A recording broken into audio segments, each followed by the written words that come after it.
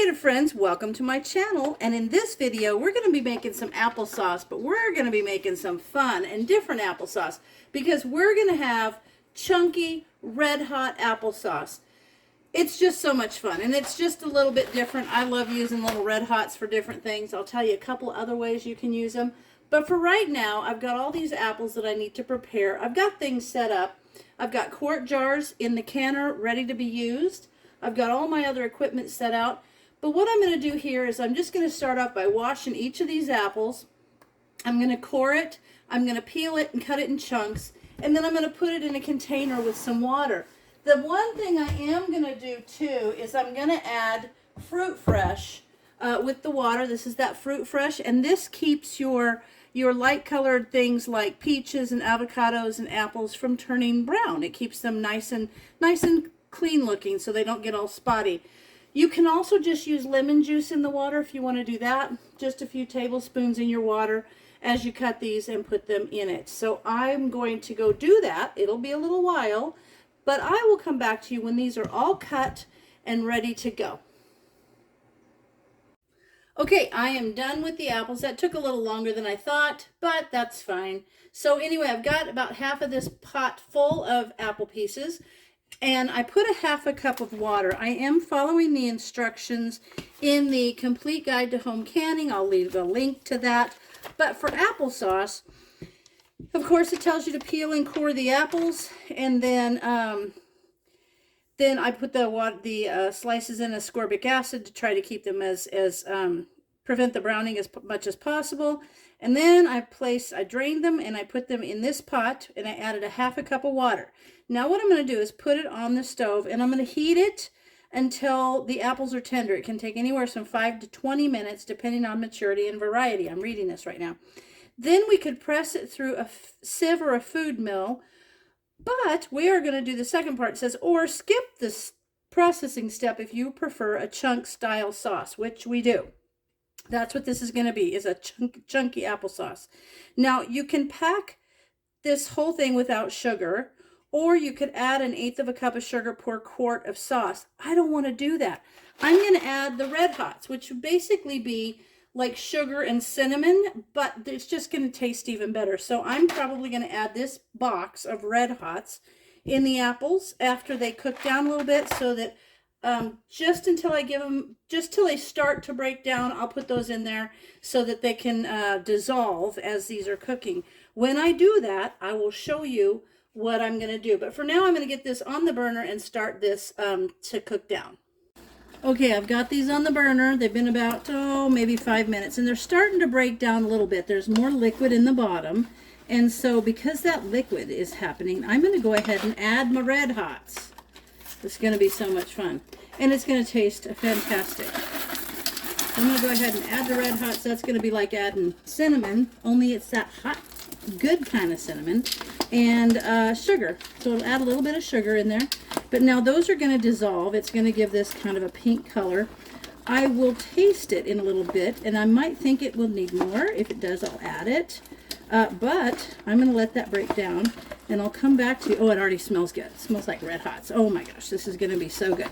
So I will be back to you when it breaks down a little bit more, and it comes to more of a chunky apple sauce. So see, those are already starting to break down, those little red hots. This smells good. It's going to be fabulous. So, ooh, it's going to be fun. All right, I'll be back to you in a few minutes. Okay, now while this is cooking, I just want to show you, I take a little potato masher and kind of break those pieces up, and then that way it just helps them cook down a little quicker. But you don't want to mash it. It's not going to go in a sieve. It's not going to be super apple saucy, but it is going to have some chunks, and because that's the way I like it. So we're going to do this a little bit more. Keep doing this until it's about the consistency that I want, and all of those red hots are dissolved. Okay, you can see how I've used this potato masher, and I've really broken this down into nice chunks, but not great big chunks. I mean, they're small enough chunks, still like applesauce. Look at there. It's got a great color to it, and it smells all super cinnamony, like red hots. So this is fantastic. Now, I already have my jars prepared. They're good. Now this is going to process for 15 minutes, so technically you don't even have to sterilize the jars. But for some reason I thought it only went for 10, so I did. But anyway, my jars are ready to go. And I am just about done, and all of those little red hot candies have dissolved. And this is ready to jar up. Okay, my amazing chunky red hot applesauce is ready to put in the jars. And I've got quart jars, and these will process for 15 minutes, or 20 minutes, I'm sorry, 20 minutes for quart jars, 15 minutes for pints. So once I have this jarred up, I will put it in my boiling water canner, and we will process it either boiling water or steam canner. You know, you can't use a steam canner if things are over like 40 or 45 minutes, but 20 minutes will work. Now you want to get this to a 1/2 inch headspace. So I'm going to debubble, get some of those bubbles out of there, and then we're going to adjust it so that we've got a 1/2 inch headspace. Headspace is calculated based on how much the food is expected to expand during processing. So they want to have it low enough that it can expand without pushing out the lid, but high enough so that it doesn't settle back down and leave too much space at the top. So there's some calculation that goes in there. When they call for headspace, that's why. So I'm going to put a little bit extra, get me up to that 1/2 inch of headspace. And then, there we go, that looks just right. I'm going to wipe the rim of the jar. That actually might need to go a little bit higher, I think. Nope, that's right. Now, I'm using Tattler lids, because you know we had such a hard time getting regular lids this year. I don't want to touch the underside of that lid. So there we go. Now I'm going to put that lid on there and put the ring on just to fingertip tight. And look at how pretty that is. Such a great color, and the nice chunks. I like a chunky applesauce, and I like one with a real flavor, like a lot of cinnamon or something. And this is going to be a lot of fun. So I'm going to finish doing this. I'll put it all in my canner. I will process it for 20 minutes, and I'll bring you back when it's done.